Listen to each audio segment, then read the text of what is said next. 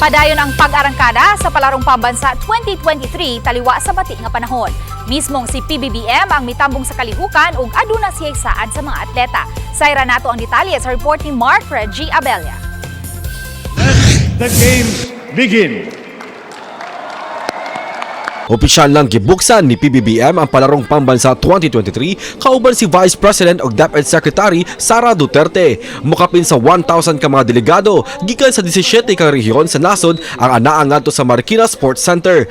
Taliwa sa daotang panahon, wala kini panubalinga sa mga atleta ug paningkamutan nila nga mahuman ang tanang palaro sa 34 ka mga events, lakip man niini ang upat ka Paralympic events. Sa speech ni PBBM, gidasig ang tanan nga mopadayon og mga abante sa paugnat sa kusog, ilabi na ngadto sa mga kabatan-unan.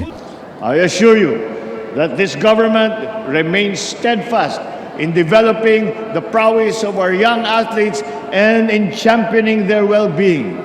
This administration believes in the transformative power of sports, not only in improving one's strength and agility, but also in building up character and discipline. Kauban si Clarence Gabutin, Mark Reggie Abella, GMA Regional TV Live.